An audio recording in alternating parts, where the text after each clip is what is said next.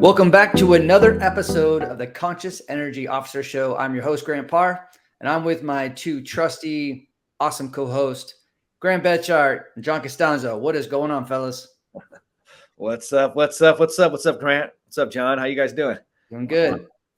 I'm pretty fired up for today. We got this show going, and Grant had to hit record because we were just going to start going without hitting record. So this is a fun one today. It really is. And the Conscious Energy Officer Show, we built this for police officers, right? We wanted to build the show to really help with mental skills training and to be proactive with it. So you're going to hear us referencing some mental skills throughout the show. There's 4 we reference all the time, but really there's a whole bunch of them. But there's 4 you'll hear all the time, including what's important now, which is focusing on what you can control, right? Keeping it simple. Being present is the second one. You'll hear that all the time, right? If we're not being present, if we're not where we are right now, then we've lost our focus. The third one is next play speed, which is how fast can you refocus when you lose the present, right? We get distracted, right? Can we bounce back? And the fourth one is palms down, and that's choosing our response, right? Instead of just reacting, we start to be stoic. We start to be aware of our energy. So our energy is not reactive. It's more responsive. We're choosing our response.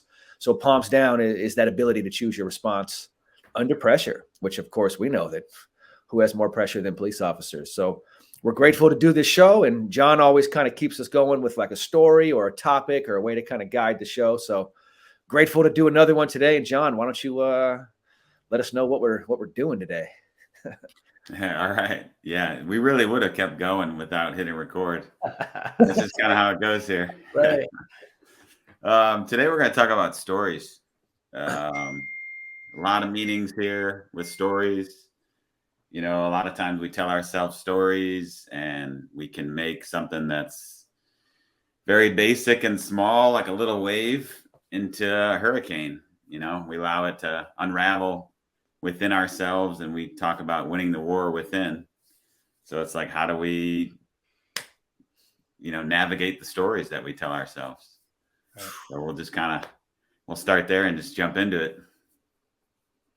Man, stories happen all the time. Right. Think of how quickly in your mind a story pops up in like all situations in life. The story happens really quickly. Just how about a simple one? How about you like text somebody and they don't text you back, right? Think of the story just pops up in your head like, oh shit, maybe I'm not worthy. I've done something wrong. They don't like me. And later on, you're like, oh, they were just working out and away from their phone for like 90 minutes or whatever it was. And you're like, oh my God, I had created an entire scenario in my head with no idea. Yep. And then with the story comes feelings, right? That's when the shit gets real, right? Because we say these stories, call them thoughts. Thoughts create feelings. So now all of a sudden someone hasn't texted you back and you're fucking feeling like shit. You're like, oh my God, I can't believe it. Like the world is crashing. I'm not loved. And it's getting wild now. Now the story is taking you far away. I'm just giving a little example, right? Totally. That little example. Or say you text someone, right? And you can see they're reading it. And then they don't respond. Oh man, what kind of stories pop up after your head? Right then, all kinds of stuff pops up. So story is one of those things, right? And Grant and I have been in sports for a long time. We've been doing this with businesses. And John, we're lucky enough to get to work with police officers, with you. And man, there's stories everywhere. It doesn't matter what profession you're in, what you do. In sports, there's a common story like the refs are fucking me over. Like the refs are purposely out to get me, right? You'll be like, wow, that's and like everyone thinks that, like both teams, both sides. Right. You're like, think about it, that's insane. Both sides can't be, you're out to get me. Like that would be even then, right? Then it wouldn't be out to get you. It would be like, so stories can go wild. And I think a lot of times when, we talk about palms down, our ability to choose our response, this is a big one when a story pops up and makes you feel like reacting. And maybe you don't even pick up the story. You're just picking up the feelings, right? That's what happens with a lot of people. They don't even realize they just had a story in their head. They just feel a feeling. So maybe they feel scared because the story was you're in danger. And really, you're not in danger whatsoever, right? But that story popped up for a series of reasons, and in that moment, that's the power of being aware, of choosing your response. If you can recognize stories and not follow them, you can come back to the present. Oftentimes stories pull us out of the present, right? They're pulled in some other space. And this is just, again, we can go 1,000 different ways on the topic of story, but this is just the first one that came up for me. Is stories pull us away. They can. Yeah. Right. We create these, and sometimes the story's been going on for decades within your own head, this maybe generations, that story's been passed down, so. And a lot of these times too, these stories they're created by belief systems. These are events that had happened when we were young, or we'd say maybe for a police officer, maybe early or younger in your career or their career. So if something had happened on their shift and it maybe 5 years down, like later, between those 5 years, you're that whatever that feeling that you got, whatever that meaning that you put towards that situation, there's a story that gets created. So when that situation or something similar comes up, that belief system supports that story, right? So that's why we have to be very aware. That's why, you can talk a little bit more about this, Graham, but how important awareness, if you want to change any belief system, you want to change any behavior, it starts with awareness. Come on, it really does. And this goes back to our last 4 principles in our 16-part course is all about, the first one, 13, principle 13, what's real, what's not, right? Is this story fucking real? Now, the feelings are real, right? So we're not gaslighting anyone. The feelings are always real. What you feel is real. Call it a sensation. Right. The sensation is real. Maybe your heart is pounding. Maybe everything feels tight, right? I'm just making some shit. Your brain might be racing, right? Or your muscles maybe you feel like peeing in your pants, right? Whatever it is. Like the sensation is real. That's all real. But the story that comes with that, fuck no. Most of the time, that shit is make-believe. Right. And most of the time, it's absolutely make-believe and has nothing to do with actual reality, right? So that's when you go, okay, what's real, what's not? And Grant, you said it's awareness. So here's the mental training in real time, right? Story comes in, bam, real quick. You pick it up as an electric current in your body, call it an emotion and a feeling. And now you're just on an emotion and a feeling. First of all, your palms down, right? You go, wait a second, take a breath. And you go, okay, aware. What the hell did I just think? What was the story that I just ran across my mind? And you become aware. You go, oh, wow, that story. That's the same shit that's got me into trouble 100 times. Holy shit. If I can just be aware, and it's not real at all. Maybe the story is, I'm not worthy of whatever it is I'm doing, right? You feel like an imposter, whatever it is. But you go, no, I've done this before. Right? So now you say that story's not real. The sensation is real. So I still have the feeling to deal with. But the story's not real. So the next principle, breathe and be. Fucking breathe and be. Just be with the sensation. Like a badass. I'm telling you, this is when it gets fucking real. This is the part of you that if you want to feel like a badass, this is that moment. This is where you get to feel like a fucking warrior. Because the story's popped up, intense sensations. You're aware that it's a story. Feelings still exist. So now you have to be a swordless samurai. And a swordless samurai is the only weapon we can use to work with this. It's not a sword.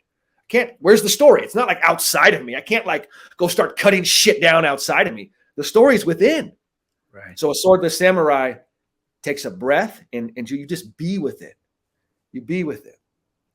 It'll be intense, but you'll feel fucking badass because the story's telling you to do something and you're simply going to breathe and be because you're a warrior, right?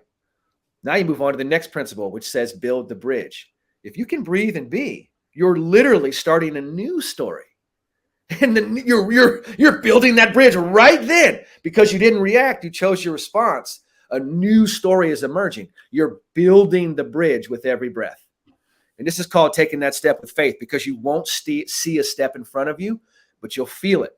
And you have to step and then it'll emerge like, yeah, that was the right step. And then what's our 16th principle? Write your own story. You're literally writing your own story in that moment. That is the transformation right there. That's the shift of a story because then the old story starts to die. You're like, turns out that shit is nonsense. Turns out because I'm walking the new story, that other one starts to dissolve. Mm. And so that to me, always what came up to me was swordless samurai. And clearly I feel like this is big here. This is the real mental training. Like this is when it occurs, when you can break a story, when you can break a pattern and you can breathe and be, and then build a new bridge. You're writing a new story. That's powerful shit. I've never felt more badass than that in my life. And all of that is internal.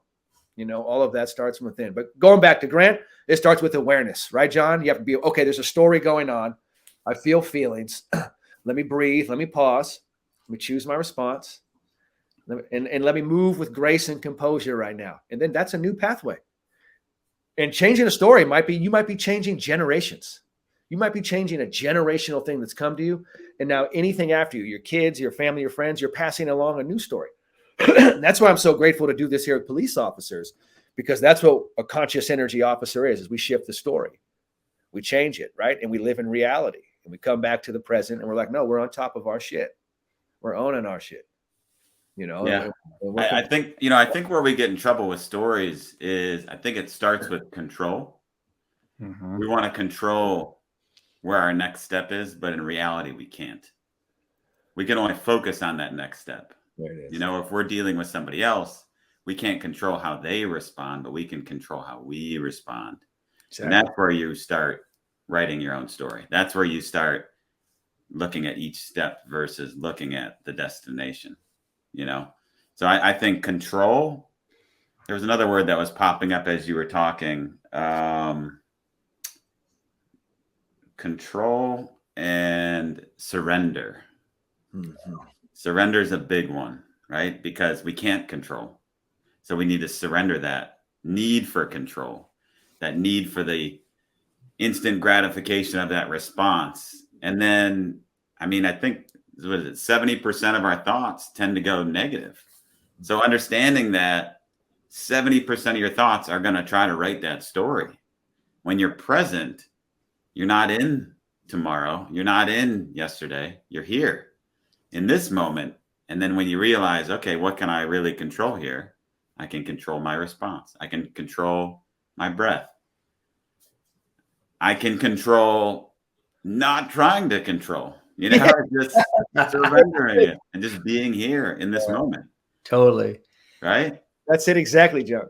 Hey, John, is there a moment where, if you look back at your career, now I know I obviously I haven't worn your shoes before as an officer, but when I talk about a story for a long time, and I'll be vulnerable here with me, but I had a story for a long, long time that I wasn't smart enough. And that story, that loop, man, that thing was for any time that I felt like I wasn't smart enough, or people were smarter than me, or I didn't articulate a word or something, I'd be like, oh man, I'm not smart enough. So that story that I lived, that was there for a long time. Now I did a lot of work to crack that shit, man. Like I got rid of that and I'm good now. Like whenever I feel that come up, that awareness, man, I know I'm smart enough. So, but with your job, has there been a story that you had to battle with when it comes to your job and maybe overcome it? Like, what's that story look like now? It's a good question. I think there's always kind of a narrative that's going around, especially over the last couple of years with the media. And, depending on where you tune in, they don't like cops, right? So naturally, if you watch the news and you're an officer, you feel like you need to put up walls to a degree, because if the media is saying that we're this bad character, it must be true, So that's why it's important to watch what you're consuming, because if that's what you're consuming, that is going to be the story in your head. And that is going to be something that you have to battle. I'm trying to think off the top of my head personally, but I think that's one that officers battle with often, is natural interaction with the public. How are they going to look at me? Some people look at you and you're like, oh, you're a piece of crap, and they'll say that openly. Others, we're grateful you're here, So right. I just think that's what, as officers, we have to get out of that, of worrying or focusing on that. What's not in our control is somebody's response, somebody's view of you, and that story you start to generate in your head, versus just showing up, being present, serving others, being kind, compassionate, all the big words that we talk about.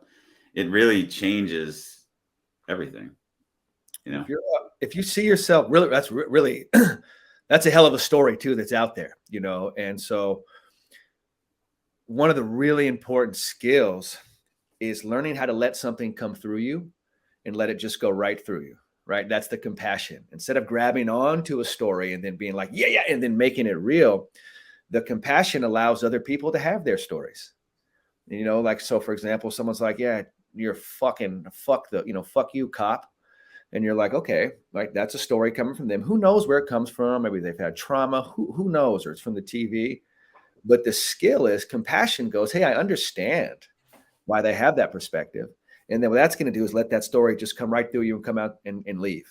Instead of grabbing onto it, anchoring it, and you holding it, and then like stamping that story, the skill we're working on is just letting us come right through us. And we're saying, no problem. I totally understand why you'd have that perspective. And the understanding and the compassion are really, and this might go back into our fifth principle, dissolve into divine, right? Or be a servant-based leader. And what we're doing is really working how to put our ego aside, let something come through us so we don't grab onto it. Often we grab onto stories. Yeah. And then comes the victimization, right? And then we're in that current. Because what happens is if we grab onto a story, victimize ourselves, right? You can get some sort of, you kind of get something from that. Well, I'm getting fucked because of them. But really, you're stuck with that energy. And as a conscious energy officer, what we want to do is let it come through us. Now, here's the trap. Here's the tough part, right? When someone's like, you're the greatest cop ever, you have to learn to let that go through you too. And I mean that with sincerity, right? Because I have people who tell me often, like, you've saved my life. And I had to learn to just let that go through me. Like, I've never saved anyone's life. They do all the work themselves. But I understand they're grateful. But you can't grab onto shit, right? As soon as you start to grab onto it and hold on, because if you grab onto, oh yeah, I'm great, then you're going to reject I'm shitty. Yeah. You're still in the game of like, I only like it when I'm great. I don't like it when I'm shitty. That's not it, right? Right. The same person who thinks you're shitty could think you're great in 5 minutes. Same person who thinks you're great think you're shitty in 5 minutes. What like, so the skill is let it come through you. And that's how we're not grabbing onto it. And what helps a lot of that is the compassion. And that's like, hey, I understand that perspective. Hey, I understand, and that understanding, even if it stings, still going to have a sensation, but we're working on moving through that sensation, right? And not turning it into like a disastrous moment, right? So we let shit get through. And oftentimes, John, tell me what your experience has been. What I've noticed is if you have that compassion in that moment, someone's like, hey, Graham, fuck mindfulness, fuck meditation. That shit is so soft. That shit is for the weak. And I go, I totally understand. Tell me some more. You know what happens after that? Oftentimes, they end up wanting me to train them. Yeah. They want me to teach them. Then they say, please teach this to my kids. Oh, my fucking God. I've been listening to the story forever, Graham, that said fucking this shit was soft. Turns out it's not. Holy shit. It's like, hey, I've heard the story. Cops were fucking terrible. Then I met Officer John, and he was like compassionate. Shifted my story in that moment. So you can help other people shift their story when they come at you with a perspective like that by having compassion and love. You're a fucking most lethal story killer. Like you will help people see the light, not even being corny.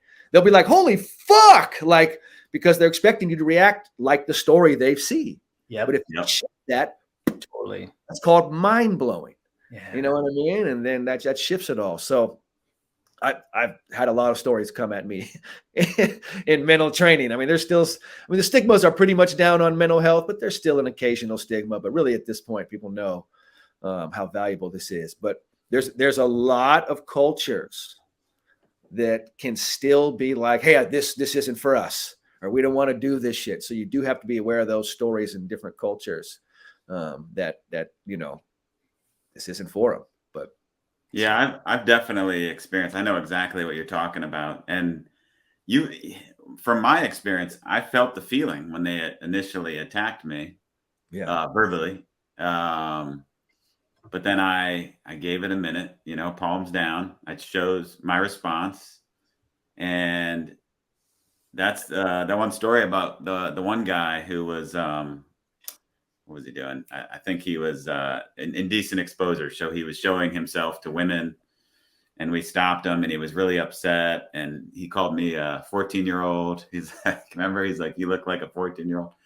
And then I connected with him. And at the end, what he was like, he's like, you're Jesus-like. And I was like, no, I'm not Jesus. And then he's like, he connected with me. And after that, it was all good. Like he was on board, you know, but all the other cops, he was like, man, these guys are like robots. He's like, but I feel your energy. Yeah. But it's because I didn't take it personal. You know, Yeah. I didn't fight back. Like, no, I'm not. I know I'm not a 14-year-old, or I look like a 14-year-old, you know? Yeah. So I kind of chuckled for a moment, but I just spoke to him and we had a conversation, and it sounds, what's the best way to say it? Like someone's seeking a fight, but you don't fight. You just, right. Well, the best way to win a war is never fight a war, right? That's the most sage. That's from the art of war. Literally 5,000-6,000 years old, right? Studied by everyone. Best way to win a war is never fight a war. But here's the secret. How the fuck do you never fight a war? You have to win the war inside first. If you don't win the war inside, you will project war outside. So, John, in those moments when you're like choosing your response, right? You're winning the war inside. Because the war inside is take it personal, fuck that, control this, make that stop. If you try to do that, you're fighting a war outside. It is a disaster. Now you're using force. Now you have to explain why. Boom, boom, boom. And you're off from the get-go. So as you win the war inside, you are the most, it's funny as it sounds, you become very powerful in a whole different way. Right now we're using actual power and not force. Yeah. Because you understand the art of war, you know, so that's very powerful. That how it feels in the moment. Remember, a lot of this just comes down to sensations in the moment. Totally. I mean, a story with a sensation. And if you can just pick that up, this is a good place for us to wrap today. This whole thing was on stories. If you can just pick it up and say, hey, I'm feeling a sensation. What was the story that was just told? And just breathe and be for a moment. Your palms down right there, right? Just start there. That's the start of creating a new pathway. It's the start of writing your own story. It's very transformative. And the funny thing is, on the outside of you, it ends up, you're not controlling people, but you're creating an environment where people come into a different state of behavior, like a different state. They stop being reactionary. When you stop being reactionary, funny that they stop being reactionary, right? Yeah. And you start to come into that. Funny how that works. Guess what that is? It's called being an alpha. And an alpha is the most aware, right? The most you don't come up with the biggest fucking muscles. That's not alpha. That's some old shit. Alpha is I'm the most conscious and aware. I can harmonize this energy. And then everyone comes into that vibe. And listen, I wish I didn't know this shit worked. It fucking does. Decades. And I say that just to help everyone there. Don't worry. This works. This is not hooey. Some real ass fucking shit. You know what I mean? Some real ass fucking shit. And if you are watching sports and wondering why the Sacramento Kings, one of the things they're doing this shit too. So this is just some real ass shit. Like this is just real ass shit that works under pressure. But we always call these mental skills, right? Because you got to practice. Nobody's perfect at it. Nobody's just a master at it. You got to work at this shit every day. And it's progress over perfection. You know, you're going to have moments when you do this and later on you're like, fuck, I should have done that. The fact that you're aware is good. Go back the next day and practice. Yeah. Keep working on it, right? No one's perfect at this. And, you know, just something to throw out there, because you're right. There's no perfection. If you start to react instead of respond, just pause. There. You don't have to say any more words. Words will get you in trouble at that point. Just pause. Palms down, take a minute, take a breath, take a step away, let another officer step in, just take a moment, collect yourself, come back in, palms down. Good. Shut that pride and ego down, come back in, and then, you know, respond versus reacting. Pause. That's it. Very simple. You can all do it. Power of the pause. And I mean, that's a conscious energy officer, right? You're aware. And once you do that first you got to kind of do it, right? And then once you do that and see what happens, oh shit, you'll never come back. Totally. Once you see, holy shit, when I really do that with my energy, look what it does. Then you have the real evidence. We understand right now, you're like, you know, we're telling you some crazy shit. But like when you go do it yourself and you have the experience, holy fuck.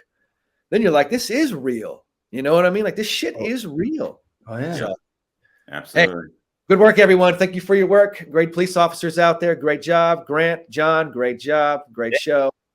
Have a great week. See you.